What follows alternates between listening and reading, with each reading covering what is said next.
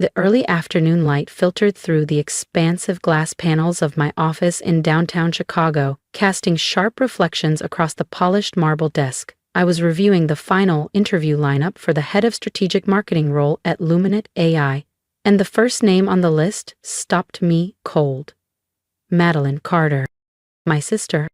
Just 4 hours earlier, she had laughed at me during brunch at our parents' house in Lincoln Park. "I'm Ava Carter," the younger sibling she's mockingly referred to as the family misstep for most of the last decade. At 32, I was the one who had left Yale's MBA program midway through to launch a tech idea that, in my family's words, was a pipe dream. What they didn't know was that the pipe dream had evolved into Luminate AI, one of the fastest-growing digital strategy firms in North America, now valued at $3,800,000,000, 0 cents. What they didn't know was that the shared loft I mentioned at family dinners was in fact my penthouse atop the same building that housed my company. They thought I was still trying to figure things out. They didn't know I'd already figured out everything and more. And in just 20 minutes, Madeline would walk into conference room 7B for the most pivotal job interview of her career, clueless that the person she was about to pitch herself to was the same sister she'd spent years mocking. A message flashed on my screen. It was from Eli, my chief of staff. Moved Carter's interview to 7B. Entire exec panel briefed. "Shall we begin the fireworks?" Eli had seen it all. He'd helped build Luminate from my kitchen table to a global operation with teams in 5 countries. He'd watched me push through every snub, every family gathering where I was introduced as the one still doing tech stuff. I opened Madeline's CV. It was polished. MBA from Kellogg, a stint at BCG, then 3 years at a boutique brand consultancy. She had built a respectable resume, but it didn't compare to founding the firm she now dreamed of joining. The same firm she once said wouldn't last 6 months. The irony was exquisite. At Luminate AI, we didn't just market brands, we reshaped them using predictive AI and next-gen analytics. Our name opened doors. Today, mine was the only door she needed to walk through. And I would be sitting on the other side. Madeline had been trying to land an interview with us for almost 9 months. I remembered this morning's tension in our parents' kitchen in Lincoln Park. I had dropped by early to leave a gift for Dad's birthday, a signed first edition of his favorite political memoir. It had cost more than Madeline's rent, though I let them assume it came from a used bookstore downtown. "What are you doing here so early?" she asked, glancing at me in her sleek navy suit. It was clearly chosen for today's interview. "Don't you have a smoothie bar to run or something?" The smoothie bar? That was her latest guess. She'd noticed how often I worked from cafes around Chicago, always hunched over my laptop, always in jeans and sneakers. To her, that meant I was some kind of barista or freelancer with no direction. The idea that I might be leading a global tech firm from those same cafes never crossed her mind. "Just leaving Dad's gift," I said, placing the neatly wrapped package on the counter. "Right? Well, I hope you're not planning on sticking around. I've got the most important interview of my career today, and I don't need distractions." Distractions. That's what I was to her. Madeline turned fully to face me, her tone sharpening. "Ava, you're an embarrassment to this family. You're 32 with no real job, no assets, no future. I can't have anyone connecting me to that." Mom started to speak, but Madeline cut her off. "No, seriously. We've all been avoiding this conversation for too long. Ava dropped out of Yale. She lives in yoga pants, floats between gigs and acts like life is one long gap year." She leaned in closer, lowering her voice. "Today I'm interviewing with Luminate AI, the most competitive firm in the country. I cannot risk them seeing me next to someone who's clearly failed. Please, just stay invisible for once." I'd said nothing, only nodded. I didn't need to speak, because in a few hours she'd be seated across from me in conference room 7B, pitching herself for a job at the company I built. Back in my office, I scanned her application. The cover letter was bold. "Luminate AI represents the future I've worked for. Its innovation and excellence mirror my values." She wasn't wrong. It was her dream role. Too bad she had no idea who would be holding her future in their hands. She also had no idea that her directionless sister had specifically asked to be included on the interview panel when her application hit our HR system 2 months ago. There was a soft knock at my office door. "Miss Carter?" It was Lauren, my assistant. "The interview panel is assembled. Madeline Carter arrives in 15 minutes. "Perfect," I said, closing her resume folder on my desk. "Has everyone reviewed her background?" Lauren nodded, then paused, her lips twitching with amusement. "They have. And the team's a little curious why you're sitting in on this one yourself." I stood, straightening the collar of my dark slate blazer. "It's always important to personally meet potential family members." "Family members?" she asked, arching a brow. "Future corporate family," I replied smoothly. Her skeptical smile said she didn't buy it. Conference Room 7B was our crown jewel. Floor-to-ceiling views of the Chicago River, a 12-foot glass table, and wraparound displays projecting live campaign dashboards, click-through rates, brand lift metrics, and real-time sales spikes. My panel was already seated. Eli from Strategy, Naomi from Digital Innovation, and Terrence from Global Partnerships, 3 of the sharpest minds in marketing analytics, and none the type to be impressed easily. "Why this one?" Naomi asked as I pulled up a chair beside her. "You've never sat in on a director-level interview before." "Let's just say it's a special circumstance," I replied, tapping my tablet. "This one needs a personal touch." At exactly 2:00 p.m., Lauren's voice echoed through the intercom. "Mr. Carter has arrived." "Send her in," I said calmly. I positioned myself at the head of the table, back to the entrance, tablet in hand. My pulse quickened, not from anxiety, but the quiet thrill of symmetry. Years of being treated like a footnote in my own family's narrative were about to flip. "Miss Carter," Lauren's voice echoed again, "please come in. The panel is ready for you." I heard the telltale rhythm of Madeline's heels on the hardwood, then her voice, polished and precise, her tone honed from years of agency life. "Thank you so much for this opportunity. I'm Madeline Carter, and I'm absolutely thrilled to be here at Luminate AI." Naomi stood first. "Welcome, Madeline. I'm Naomi, head of digital. This is Eli from Strategy and Terrence from Partnerships. And..." Eli's grin widened as he said, "Our CEO wanted to personally conduct this interview." I turned slowly, giving her time to register what she was seeing. The recognition hit Madeline like a slap. Her confident smile twitched, stalled, and finally collapsed. All the color drained from her face. "Hello, Madeline," I said evenly, extending a hand.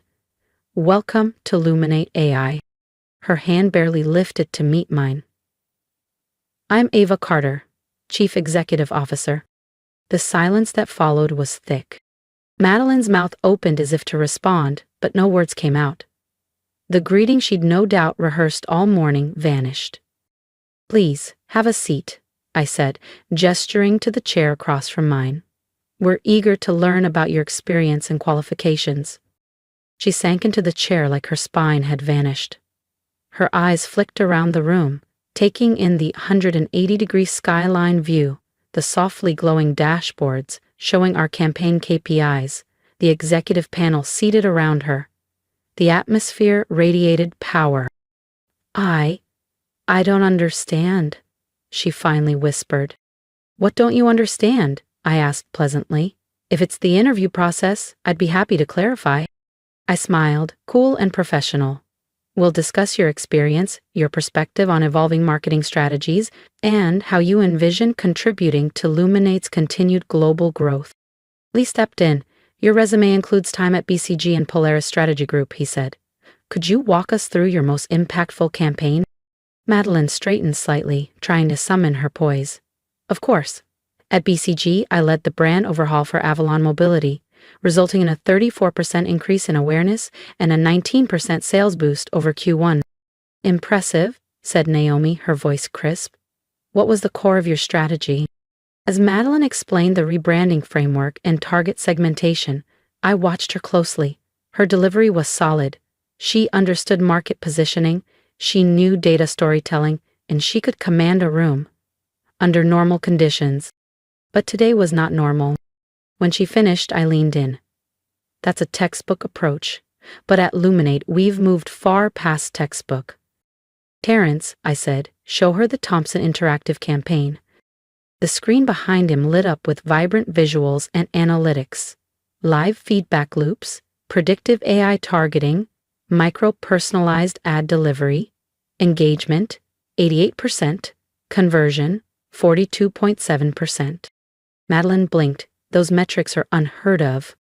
They're standard here, I said quietly. Her silence said everything. For once, she wasn't the one teaching someone else what excellence looked like. We don't do traditional marketing here, I said evenly. We apply behavioral science through proprietary AI systems. The real question is, can you think beyond what you learned at Kellogg? The challenge lingered in the air like static. Madeline glanced around the table, sensing that this interview had become much more than a formality. It was no longer just about a title or a salary. It was about whether she could reframe her entire professional mindset. I'd need a deeper understanding of your systems, she said cautiously. But yes, I believe I could learn and contribute. Learned from whom? I asked softly. The implication was unmistakable. If she got the job, her mentor, her superior, would be me.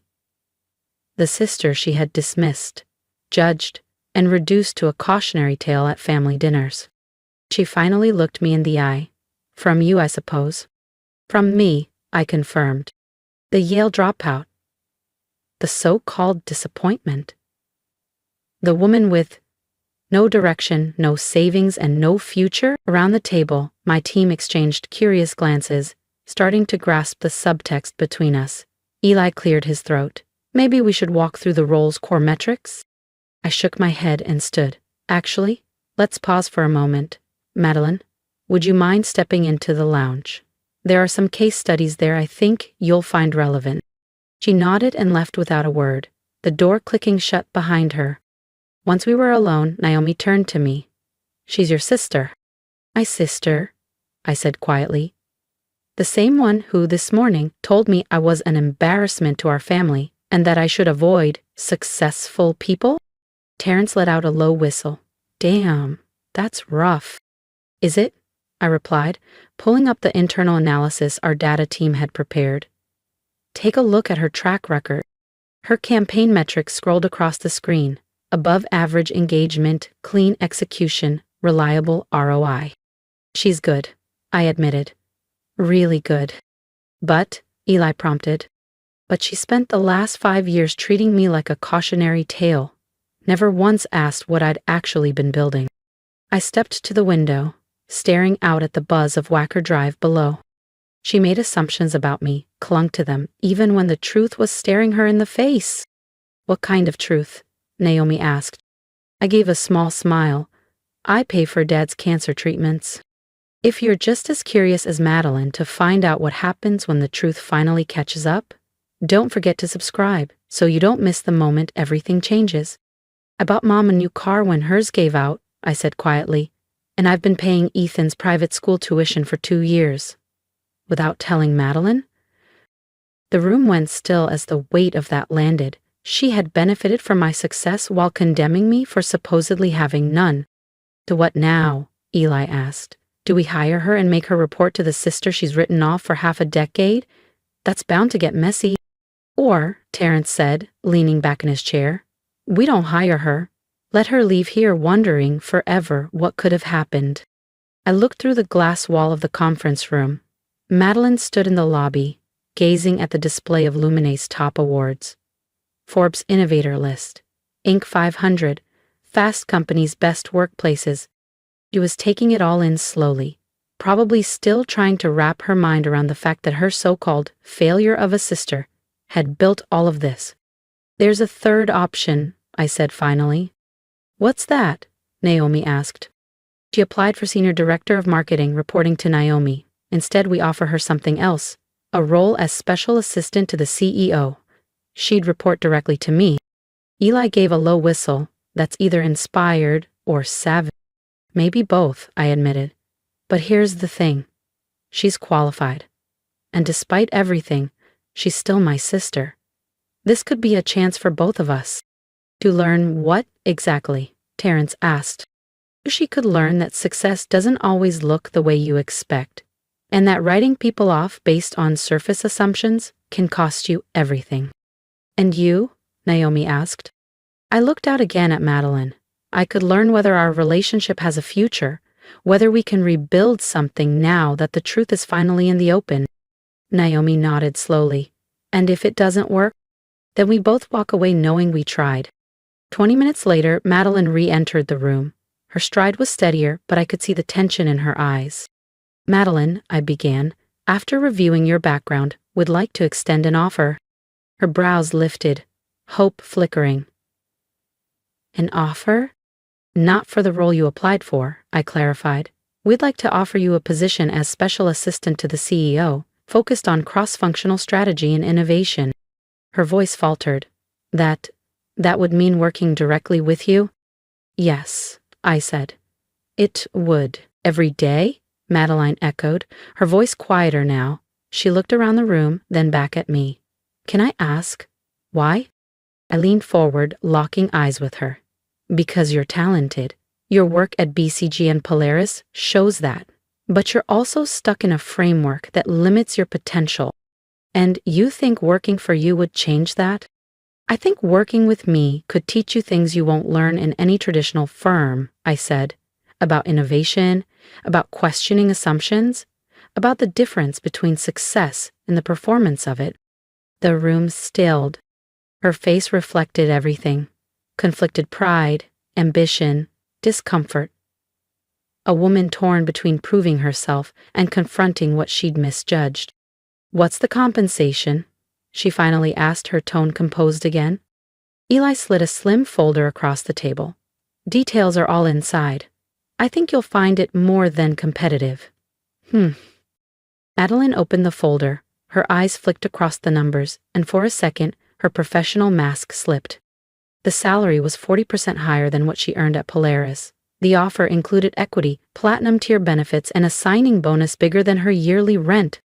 This is generous, she said.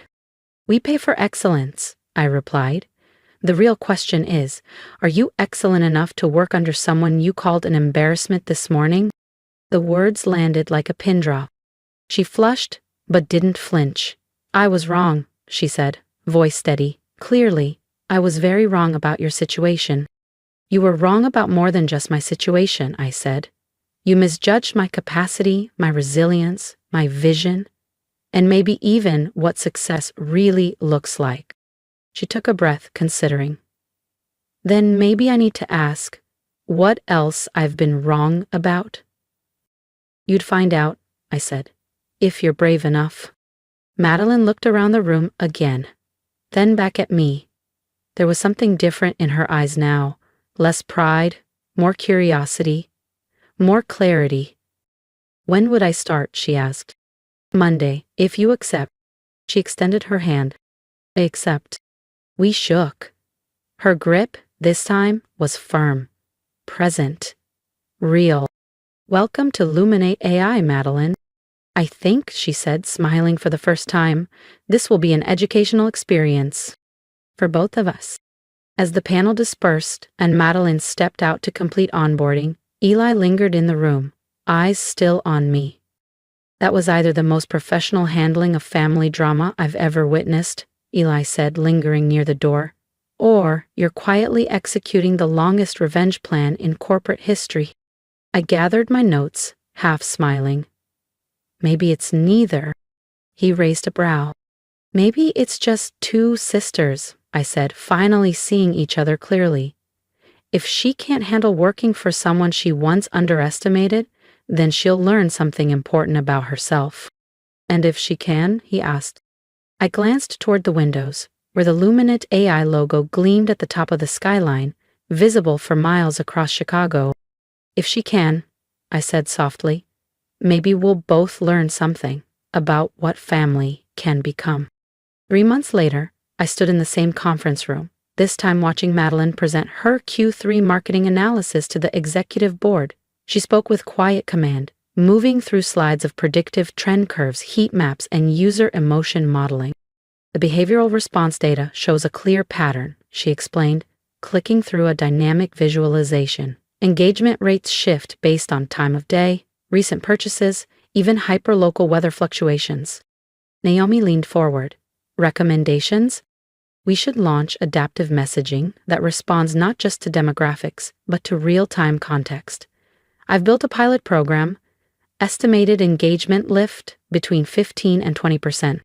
The room stirred with interest. It was sharp, original, very luminous. Outstanding, Terrence said as she rapped. Let's walk through your timeline next week. As the execs filtered out, Madeline stayed behind, gathering her laptop and notes. We hadn't spoken one-on-one since her first day. Our dynamic had stayed purely professional, intentional, maybe necessary. Strong presentation, I said, snapping my MacBook closed. Thanks, she replied, not looking up. I've learned a lot, especially about how tech and psychology actually intersect. Learned from whom? I asked, echoing my own question from that first interview. She met my eyes immediately this time. From the smartest CEO I've ever worked with, she said, who also happens to be my sister. There was no bitterness in her tone, only sincerity. For the first time in years, I saw something new in her expression. Respect. Madeline? I asked gently. Can I ask? What changed? She paused. I stopped chasing someone else's version of success and started paying attention to what actual achievement looks like. She smiled faintly. Turns out, I was working for it all along. But more than that, Madeline continued, her voice softer now. I realized I was so focused on protecting my own image, I never stopped to actually see you. She glanced around the conference room, taking in the skyline view, the innovation boards, the global client dashboard on the far wall. Once I finally started paying attention, she said, I realized I'd been a fool. You weren't a fool, I replied gently, just working with incomplete information. Incomplete because I didn't bother to look, she admitted. I was too arrogant to consider that I might be wrong.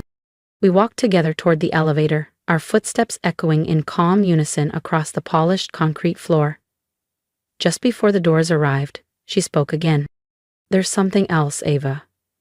I've been meaning to thank you. For what? For Ethan's school tuition. I know it was you. I kept my expression flat.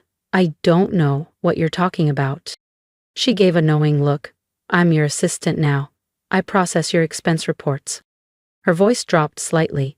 Phoenix Academy, tuition payments. Thomas Ethan Carter, my son. The elevator arrived. We stepped inside. In the quiet, reflective space, the conversation shifted. How long have you known? I asked. About the tuition, 2 weeks. About everything else? Around a month. Everything else. Dad's oncology bills. Mom's car repair fund. The anonymous gift that saved the Westside Art Center. The one we volunteered at in college. I pressed the button for the executive floor, considering my response. Why didn't you say anything? I didn't know how, she said. I needed to figure out how to apologize for 5 years of being so incredibly wrong about you. The elevator opened, but we didn't move. You don't need to apologize for missing facts, I said quietly. You need to apologize for never trying to find them. She nodded. You're right. I am sorry. For more than this morning. For every time I dismissed you, judged you, treated you like you were less. I stepped out, then turned to face her. Apology accepted.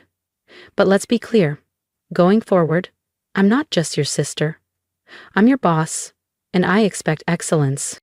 She smiled, truly freely, for the first time in years. I wouldn't expect anything less. After all, I'm learning from the best.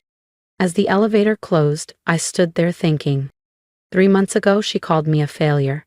Today, she called me her teacher. But more than anything, today she'd finally seen me, not as the dropout, not as the family outlier, but as a woman who had built something real. Something powerful. Something entirely on her own terms. My phone buzzed, a message from Madeline. Dinner Sunday? My treat. I want to hear the whole story. How you built all this. I texted back. Your treat? On an assistant salary? Her reply came quickly. Fine. Your treat. But I'm picking the wine. Even I can afford that now.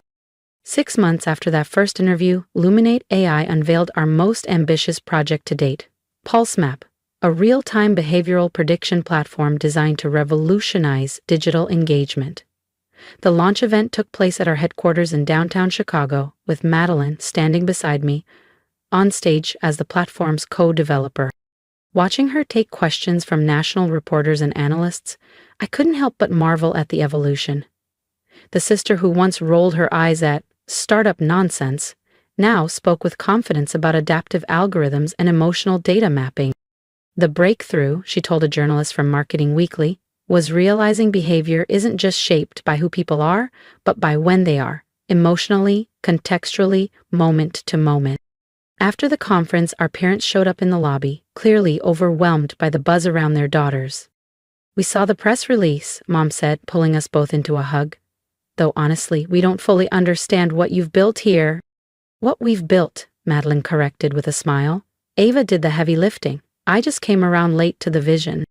Dad looked around at the open workspaces, the massive live data screens, the teams buzzing with creative energy. "This is really yours?" he asked. "This is really mine," I said simply. "And Madeline works for you?" "She works with me," I clarified.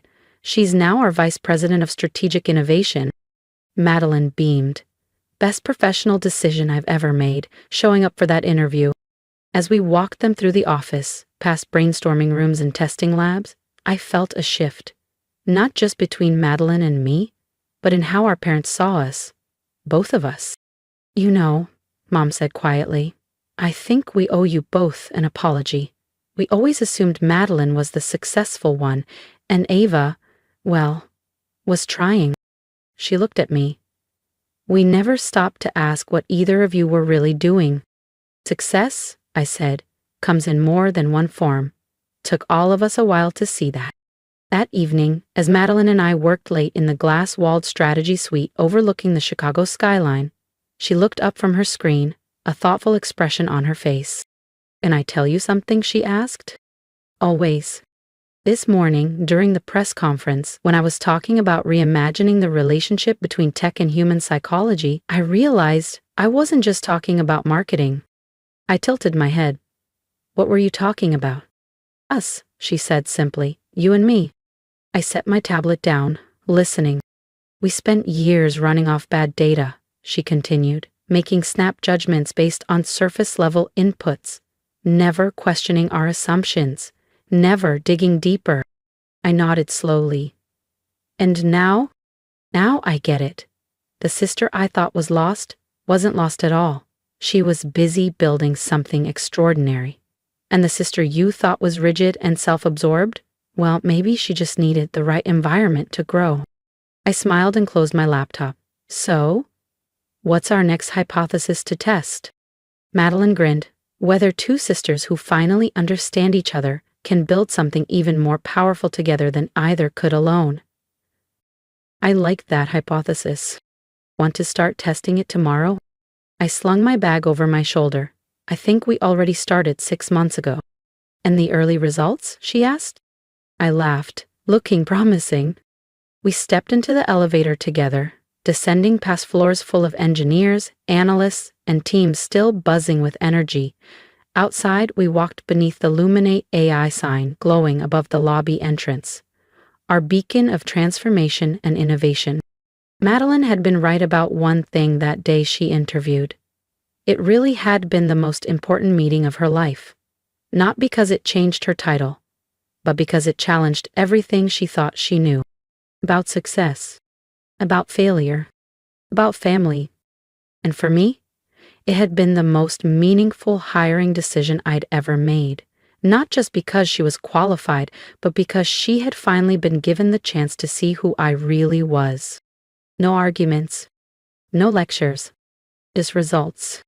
As we reached our cars and looked out over the lights of the city we now shaped together, I felt something settle, something peaceful. Tomorrow would bring more challenges, but tonight, the so-called family disappointment had become the one rewriting the story. "Uns was ges, sumi," with her sister finally beside her. If you've made it to this point, thank you for listening to more than just my story, but the lessons that shaped it. I used to think the only way to prove myself was to work in silence and let the results speak for me. But I've learned that true strength doesn't just come from building something great. It comes from being willing to be seen, fully, even by those who once dismissed you. So if this story meant something to you, leave a comment. Tell me what moment resonated. Tell me about a time you were underestimated and how you rose anyway. Because I know I'm not alone. And if you're still figuring it all out, here's my advice. Don't waste your life trying to meet someone else's definition of success. Define it for yourself. Chase what sets your soul on fire, even if no one else understands it yet. Even if they laugh. One day, they won't. Support this journey by subscribing, not just for me, but for every woman who's been called an embarrassment, a failure, a dreamer. Because one day, that dreamer might just be someone's boss. And if you're already there, help lift someone else. We rise better together.